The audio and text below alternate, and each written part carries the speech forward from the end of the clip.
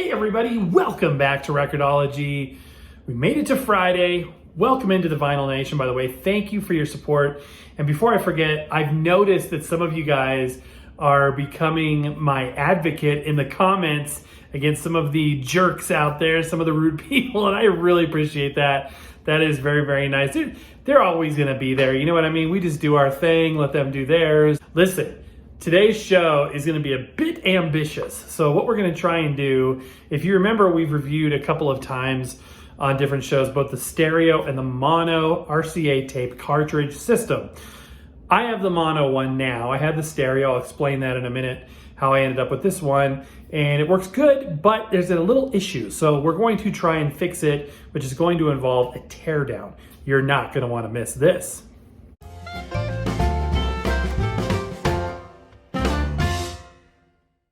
Okay, so today we're gonna be taking a look inside this RCA Victor tape cartridge system. Now this has been on the regular show a couple of times, so go back and check that out. This one and a stereo version. This is a mono unit. This dates to about 1961, 62-ish. And yeah, it's a fully restored, or not fully, it's a partially restored unit. This originally belonged to my friend and fellow YouTuber Fardamark, and he restored this. It does, however, not record, and that is something that it should be able to do, but this one cannot. It's got this sort of textured plastic here, and I'm going to give you kind of a quick overview of how I got this and the format itself, but what we're really here to do is to fix an issue that I've got with this. So I hope I can do that. So yeah, I'm going to open this up so you can see inside. In this bag, there's a power cord and then a microphone. I guess I should open it up instead of just telling you about it, show you. So I love, even the power cord is cool. Look at this. Isn't that awesome? The RCA branding on it. RCA Victor microphone. The stereo one came with 2 microphones. When I first saw these, I thought they were little speaker extensions, but you know, speaker technology at that point, the sound wouldn't have been very good if it was a speaker in 1961 or 2, but for a microphone, yes. Isn't that a strange microphone? But yeah, that's what that is. And yeah, the stereo one came with 2. So this format, really quickly, was basically introduced. It was a failed format, but it was introduced by RCA in the late 50s to compete with reel-to-reel tape recorders, because one of the main limitations with reel-to-reel is that you have to touch the tape, you have to handle the tape. So they said, you know what, we're going to preload all of that tape into a cartridge. And yes, this does bear a striking resemblance to the compact cassette, and this could be considered a predecessor, but there are, you know, very interesting differences. I'm going to set this over to the side. So let's start with the size, the dimensions. So RCA sound tape cartridge and compact cassette. As you can see, these are way bigger. These are way, way bigger. And I always forget to bring one of these when I'm doing one of these shows because, you know, by itself, it's kind of hard to tell scale. It's like, yeah, it looks a little bigger, but no, it's like way bigger. It's a much larger thing. And the tape itself is larger too. It uses full 1/4-inch tape, just like a reel-to-reel deck, whereas a compact cassette is just using 1/8-inch tape. So it is a 4-track system. So it can be stereo, front and back, or mono, front and back. And these have been, I have a few of these tapes. This one came with the machine that I originally bought. But what happened was I originally got the stereo machine, had some issues, so I worked a deal with Fardamark and traded him for his mono one, and he got the stereo one and a reel-to-reel deck. Or I should say, let me say this. I sent him the stereo one. He sent me the mono one and a reel-to-reel deck. Okay, there we go. It's been a long week. TGIF, right? And in addition to that, he reloaded this tape. At least I think this one is reloaded. I think he reloaded this tape with fresh Maxell 1/4-inch tape stock, and then put the Bel Canto Tape It Easy demo on this side and the RCA Sounds in Space demo that I used for my TikTok and YouTube short earlier on the other side. And that's really, really cool. The reason why he pre-recorded these for me is this mono one does not have the ability. I think it's missing the voice, or the record coil is broken. He also made a couple of brand new tapes. Check out that dark that tape stock is. Originally, that would be that sort of like very brown, light brownish, almost reddish RCA tape stock that was very popular in the 50s. This is a much higher quality tape stock, the Max LUD tape, I think. But he has his own record label, and so he made some tapes for us, which is really cool. And even one that has a box, because originally these would come in boxes. And this one is probably the coolest of all because it's on clear, or it's in a clear shell. And I'm a child of the 80s. I was born and raised to love things that are clear like that. I think that is way, way, way cool. So where was I? So anyway, I have this unit. He has the stereo one. If you want to see more about the stereo one, he's got it functioning perfectly. And this one is pretty close to being functioning perfectly too, except for one issue that I'm going to demonstrate. So as far as the format goes, yeah, you can get 1/4-inch tape, same basic quality as reel-to-reel tape, but instead of having to thread it, the whole thing was you can insert it really easily. And we've in previous videos shown the little demo. You can load it in like 2 seconds. It's fast, it's convenient. When you're done, you just pull the cartridge out. You don't have to mess around with threading tape and all that stuff.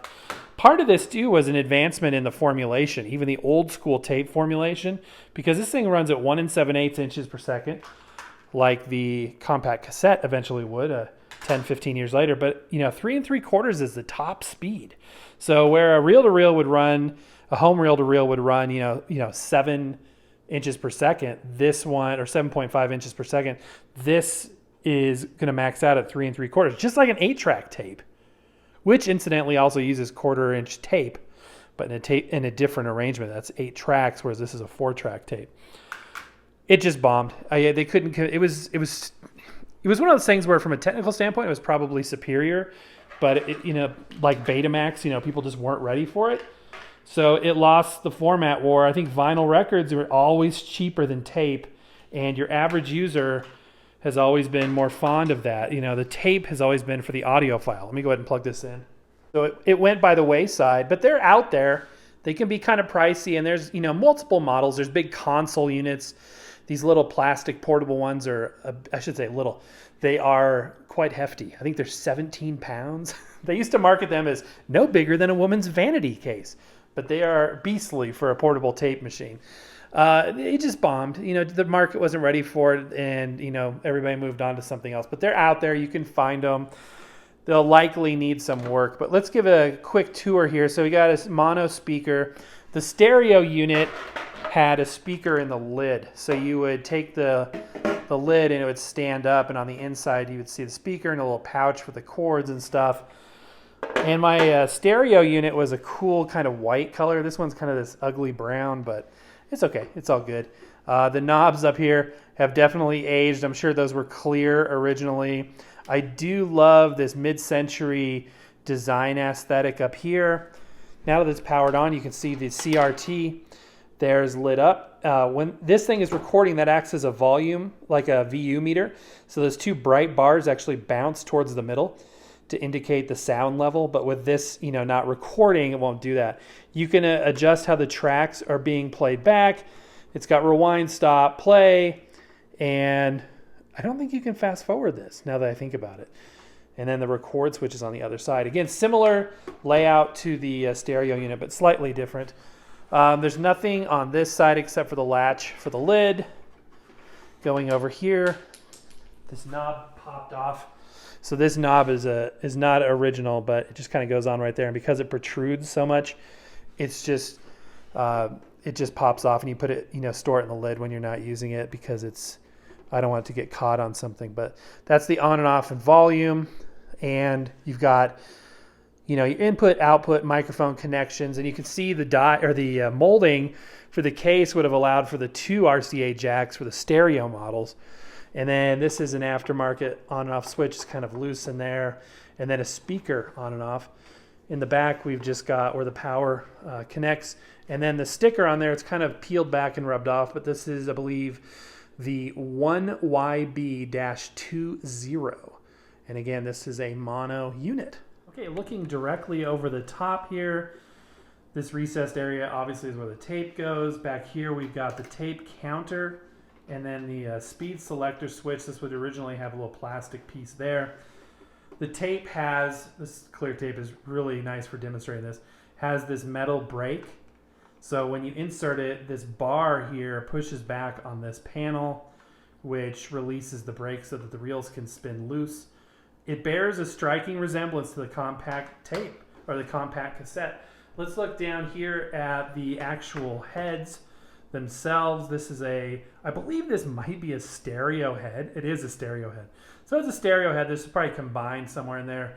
An erase head, and there is the pinch roller and capstan. It is capstan drive. So again, there's a lot of resemblance to, you know, what it was a forerunner to, the compact cassette. But as we said before, it is, you know, noticeably different size, They actually made adapters. I don't know if this model could do it, but there were adapters that allowed you to use reel-to-reel tape on here. But there was one major difference. Think about it, the way a reel-to-reel tape is compared to this. See if you can figure it out. Look where the tape is and where the heads are. Just like a compact cassette, the tape is recorded on the outside edge. And as you put it in there, tape just slides down there. As you put it in there, you can see that the outside of the spool is where the recorded or playback surface is.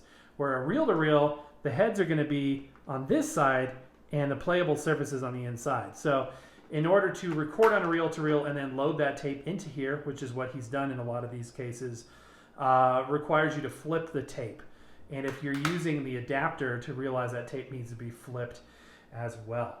Sorry, I meant to be faster about that, but I can't do anything like that quick because I'm so excited about it, I just get stuck doing it. So sorry for the long-winded version of that. So let's go ahead and play this tape back, and you'll instantly be able to tell what the issue is. So we've got it plugged in. We're going to flip this switch on. I'm not sure which is the on mode there. Hear that hum? Now check this out.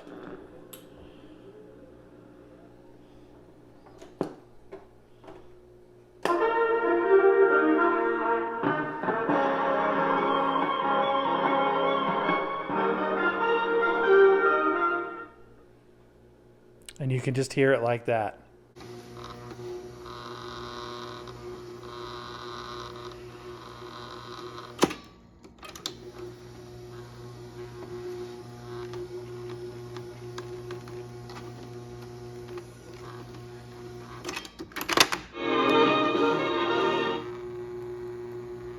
Hear that sound?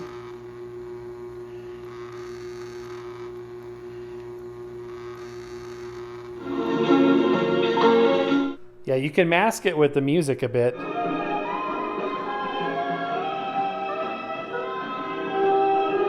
But that's not good enough for me. I want it to sound good and quiet and all that stuff. At first, Peter and I thought it might just be old tubes, and that is still a remote possibility. But then it came to us that it may be, and I should say it came to him. It came to him, and he shared it with me, and now it resides in both of us, that it may be as simple as a poor motor mount, which he recalls seeing when he had it open. So we're going to see if we can simply add some silicone to the motor mounts and maybe isolate the vibrations that's coming through that we're hearing that's kind of ruining the experience. So let's take this thing apart. Actually, I had to go back and watch some of my old videos to remember how to take this thing apart. Would not be the first time. Okay, so there's 4 screws on the bottom that I removed. And when I did that, something fell loose inside, so that's a little scary. But we may need to get under there anyway because I think that's where the motor's going to be. This is only going to reveal like a sub plinth kind of deal. These knobs probably just lift straight off. Okay, it's my fridge. I heard a buzzing sound. I'm like, it's not plugged in anymore. So yeah, this piece should now lift up, which it does. So yeah, just plastic there. You know, it doesn't look, I mean, this is old, right? This is a very old thing, but it doesn't look that old. All right, so here is the underside here. There's that tube down there, which is awesome to see. And apparently these are copper parts. There's a lot of copper. There's actually a solid copper flywheel under here, I believe. Very interesting. A little dusty there. I'm going to probably take my Crosley Groove Goo thing and roll it around there next. This one's getting dirty. As you can see, all that junk is mixed into there now. So perfect for a project like this. I was about to clean a record, which is what this is intended for, the other day, and I was like, there's a lot of junk in there. I don't know if I want to, if there's any like pieces of grit or anything. Random loose screw. Okay. I don't know if I want to get that, you know, pushed into the record with this thing. But for this kind of a down and dirty, just, you know, cleaning up something that's already grimy, this is perfect. Highly recommend these. So yeah, definitely not a thorough cleaning, but it's good for mopping up dusty things, little hairs and things like that. And apparently random loose screws. So I'm going to have to maybe look at this and see where that came from exactly. Go back there maybe. I don't know. Okay, so yeah, I mean, this is a fun look at what's under the hood. We've looked at this before. What I want to know is what we can do to dampen that motor noise. But the good news is I think we're in the right direction here, because I do see these screws here that look to mount, stabilize the plinth itself. Various screws. You can tell people have been in here more so than just fart mark. So I'm going to go ahead and remove these screws. I'm going to lift this piece out next. Yeah, I think I got it. So awkward. All right, is there anything? Okay, so there's these. I got to make clearance over here for the switches. I've got to make room for these guys. And then there's a handle in the front too. Okay. Oh yeah, you have to pull the handle so it has clearance. I remember now. Okay. All right. This is a big, ungangly, heavy mess. And these brackets that were added. How can I pop the speaker wires off? Okay. There, that should separate everything. Okay, cool. Sheesh. All right, I'm going to set this aside. Look inside here. You can see the speaker and these brackets and some duct tape. So hard to say when that was added or why, but there's the label on the inside there. So you can see what kind of replacement valve you would need if you chose and needed to make a replacement there. And the single mono speaker, and then those spring-loaded deals there. There's the motor. Okay, so this is what he was talking about. See these? They're like ancient history foam pads or something. They're like bricks now. They're like absolutely petrified. While we're under here, check out these old school caps and no transistors. This is tubes only, but some old school resistors. And yeah, this is there's that copper flywheel I was telling you about. The belt, it is belt driven, is in good shape. So yeah, what I'm going to do now is I am going to try to just remove this motor with the 4 screws. As you can see, there are 4 screws surrounding the motor itself. And if there's any points to oil, maybe we'll add some oil to try and quiet it as well. You know, there's something to be said about products that were designed to be operated on. So I've loosened these 4 screws right here. And then underneath a washer and a nut, I guess 2 washers. Oh, is that a grommet? Anyway, a couple of pieces fell out from underneath, which shouldn't be that hard, which place it on the finger and then, you know, thread it back in. But these screws appear to stay in because I think I can now lift this off. And yes, there is the motor.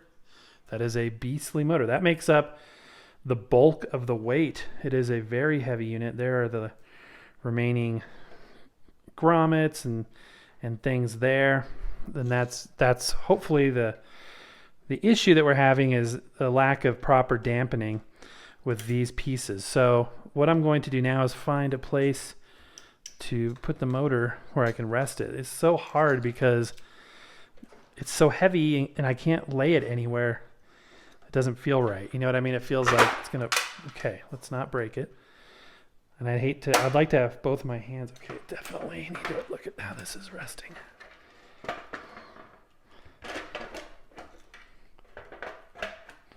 Okay, hopefully that's a little better. So obviously our belt fell off. We'll have to redo that. But the good news is I found a safe place to rest it.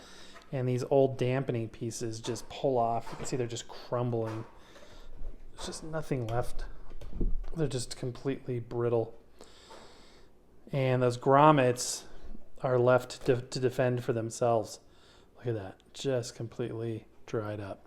So I'm going to replace the rest of those, clean this up a little bit, and then I am going to put on some silicone that I have laying around. It may not be pretty, but it should get the job done. See with the granite there, but there was a lot of hardware. But I used that groove goo again, and I got it pretty well cleaned up. I think I missed a spot. I missed a spot back there. Yeah, so hopefully this will work. Okay, so my first thought was to use these, silicone feet that have the 3M adhesive on the bottom, but they're just going to be too thick, I think. And I thought, well, I could chop it down, but I don't think that's a good idea. So I'm going to use these thinner silicone slices. Hope they work. I'm just going to put them there. I'm going to stab a hole through the middle because this sleeve has to go through the middle. And hopefully we can get everything to tighten back up again. And then hopefully that's enough dampening that it will, give some isolation to that motor vibration. So, all right, let me go ahead and work on that, and I'll show you the finished product. So making good progress here. I've got these silicone mounts in, and then on the bottom I've just got the little rubber grommet and washer and a nut. But then I got to thinking that this thing is hanging upside down. So the bulk of the weight isn't going to be on this. It's going to be underneath.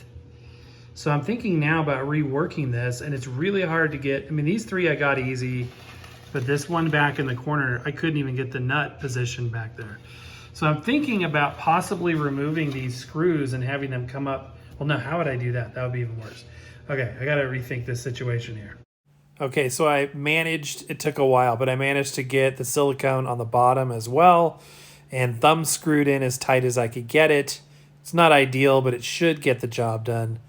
We'll find out. Hopefully it's fine. So you can tell by the lighting, it's been a while since the last clip. It took a while. The sun is down, had dinner, getting ready for bed, but I've got good news. I think that we have solved the issue, at least partially. I think it does help.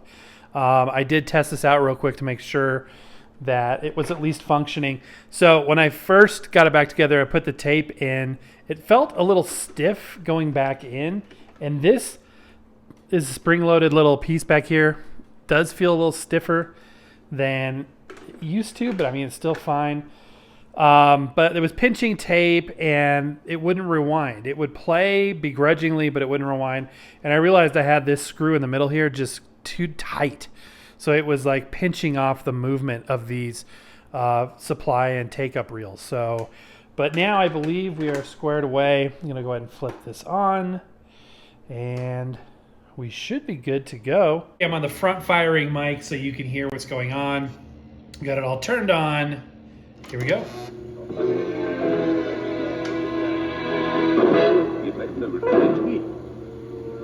Now can we record stereo? There's some crossover there. I can hear the other side of the tape. So the tape alignment apparently isn't perfect right now. Stereo on a single cartridge. Listen to that. If I move it up or down. All major tape brands. How funny. For its cartridge recording tape, Bel Canto uses the same. And let's listen to that buzz. It's still there. I think it's a little bit better maybe. Hear that? Like, at least it's not doing that as much. I think we fixed it about as good as it was before.